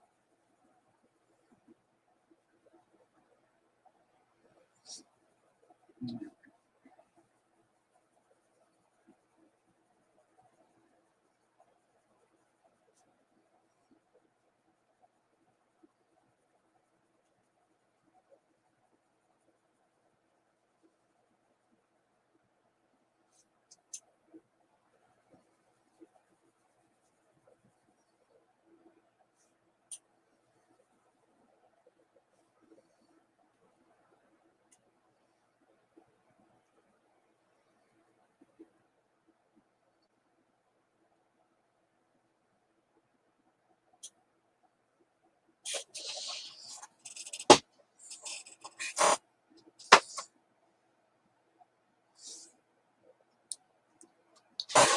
Oh yeah, we definitely are. Well, I think we even got comments the last time you did a stream with me about how much DC stuff we knew, which was a nice comment. Usually when you're on the internet and you're not a dude, the comments about are usually very demeaning, and it was very nice that guy was like, "Oh my God, you guys know so much about DC, amazing." It's like, thank you, sir, for not being a chode.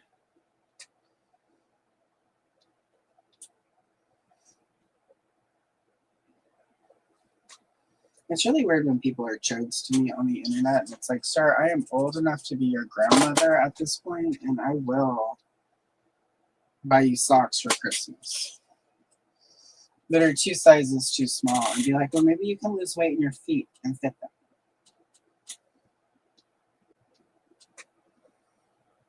It's like, sir, I have forgotten things about comic books you will never know.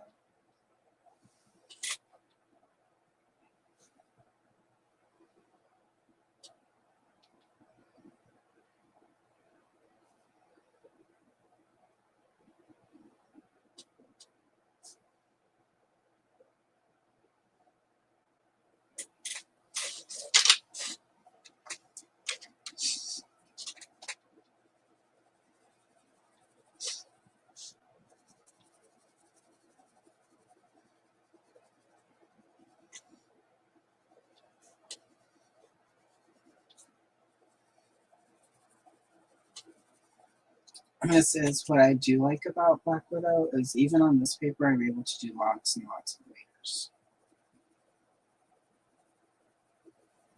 They're one of the few sets I really feel like it can just sort of go to town with layering.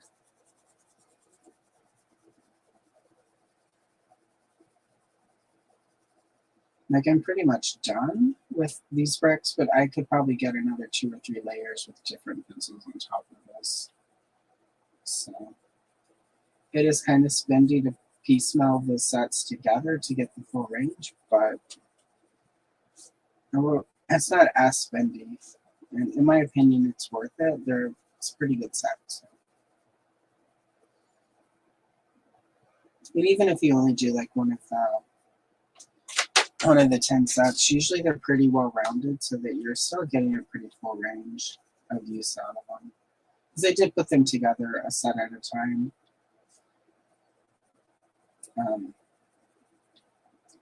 And, you know, like, put it together slowly over like 3 months.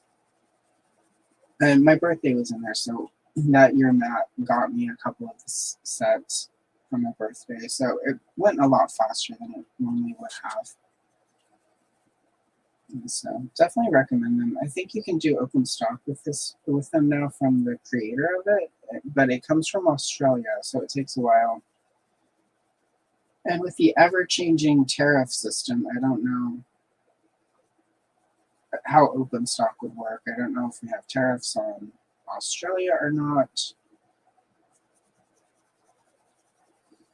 or if we don't, whatever the case may be. But definitely fun sets. I'm just enjoying right now that I'm getting all these layers and the paper is not yet. There's still some tooth in here. Which again, on sort of Insight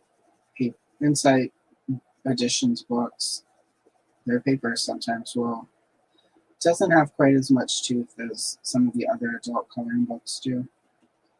Definitely has less tooth than a Kirby or a Joanna Bastard. So.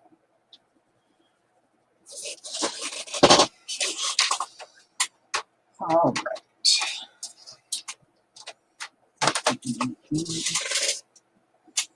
All right, I'm gonna do these sort of posters.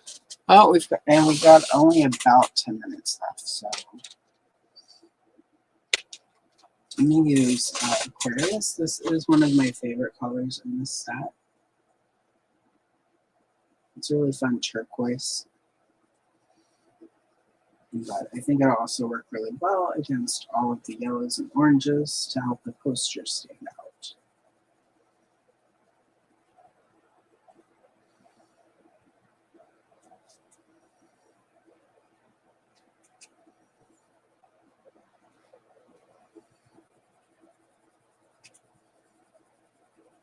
I'm gonna do as many layers as I can because I want this really dark and really blue.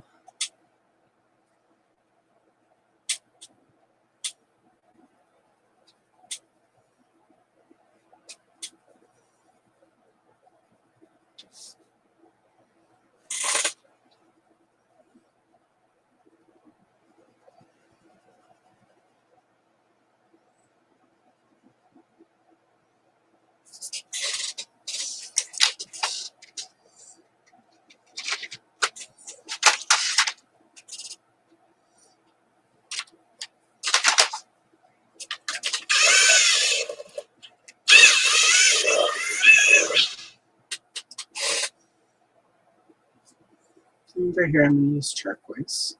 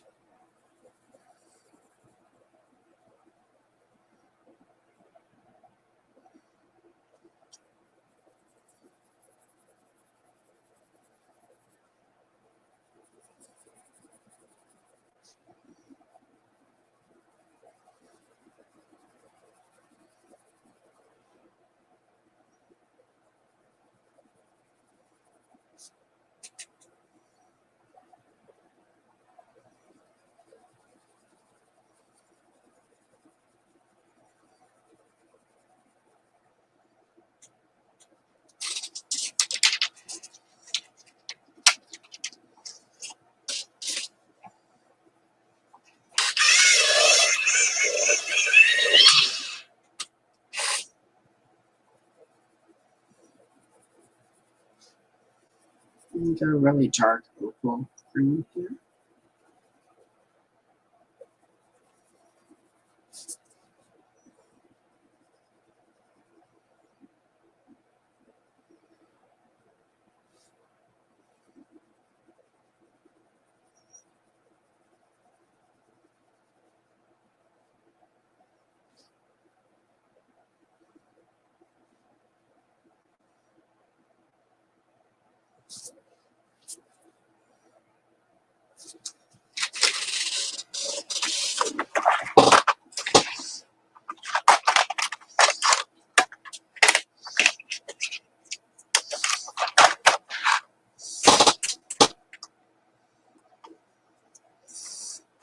Oh, good. Glad to hear that. I always have that thing when people ask me for advice, where I'm like, here's what I think, and here's what I do, and here's what I use. And then later I'm like, oh, but what if I don't know what I'm talking about? So I'm glad to hear it worked out for you. You're most welcome anytime. With the caveat that I am not always right, even though I pretend I am. I had to tell a client a few weeks back, I'm sorry, I was wrong about that. And I was like, please write that down, because this does not happen often. But that's also at work and not with art stuff. I'm wrong all the time about art stuff.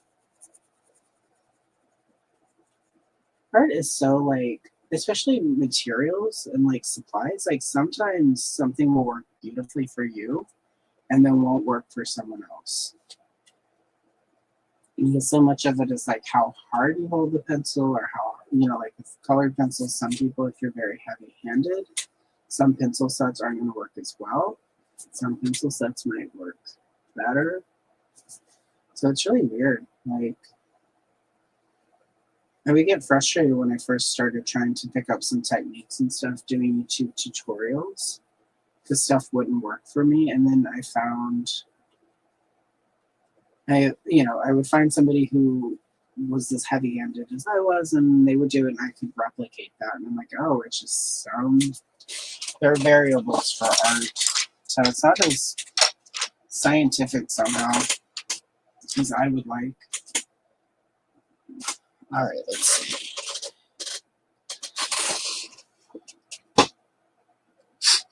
That is usually good advice. Dump them, you can do better. And there are some situations where sitting alone on the couch, watching Netflix with a gallon of ice cream and your cat is doing better. So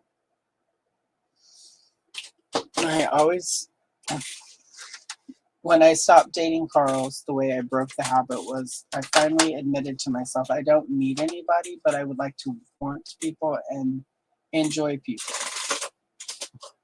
And then I found that. So it was all about changing the mindset. I don't need Matt, but I want Matt, and I enjoy Matt. And I like having Matt, but I don't need him. And once you stop needing somebody, in my opinion, everyone's mileage will vary, but once I stopped needing people, I stopped attracting Carls. And now I've got a Matt who brings me roses in the middle of the stream from our garden. So I can guarantee none of the Carls would have done that.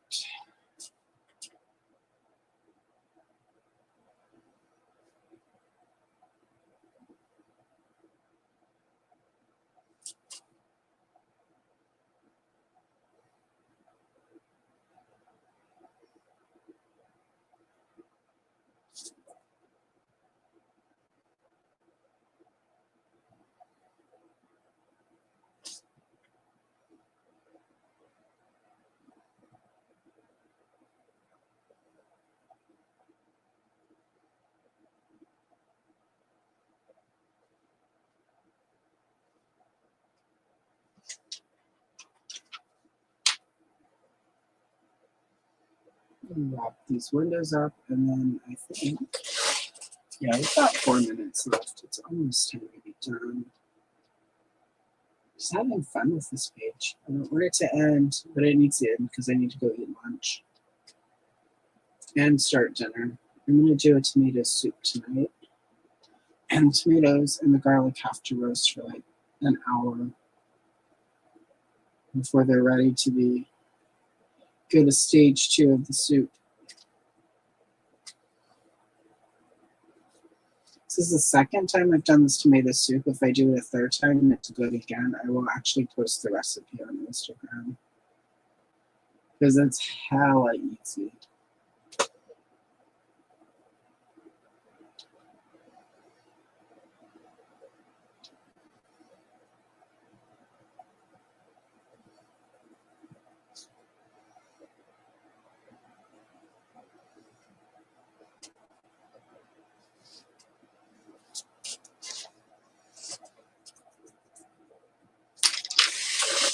All right, 3 minutes till. It's time to hands down.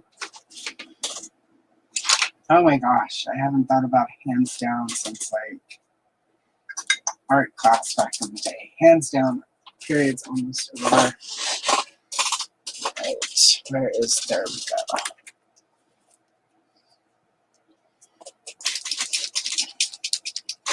I am going to go in and just the stars.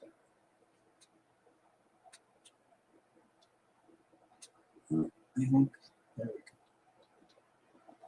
go. Excellent.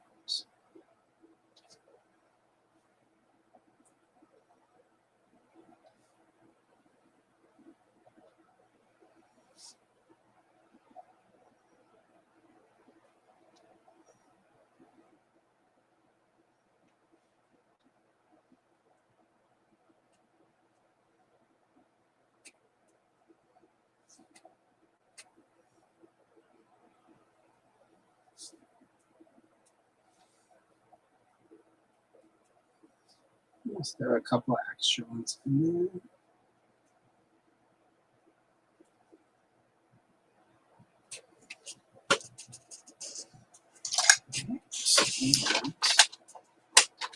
Let's see. Nope, we do not have time. It's like, let me do the barbed wire, but we do not have time to do the barbed wire. All right, and there we go. It's not bad for a day's work. Solid 2 hours. I'll be able to finish. We'll do, like I said, we'll do another stream like this one.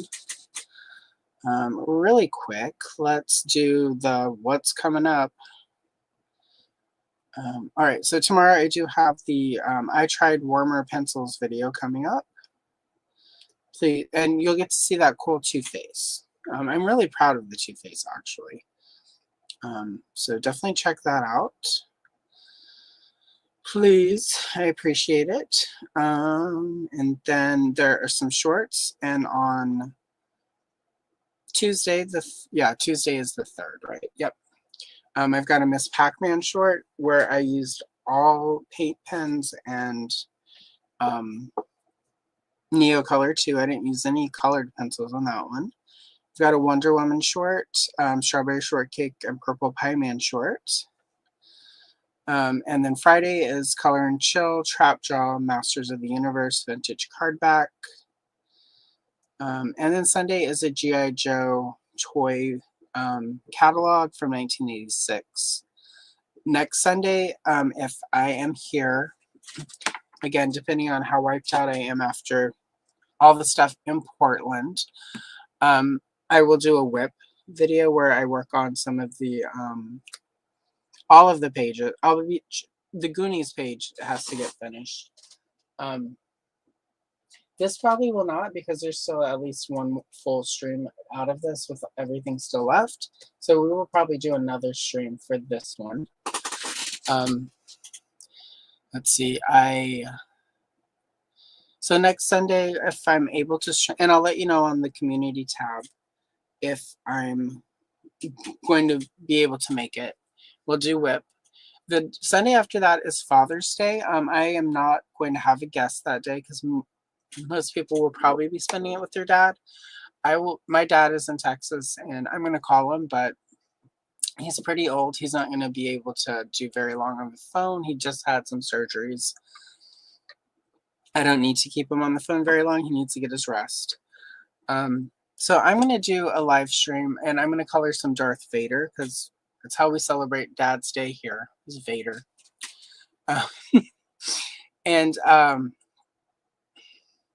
Yeah, so that's the next couple of live streams. And then I believe on the 22nd, Andrew of Gady's Toys and then Janessa J will both be joining me to color whatever we want to color. So it'll be fun.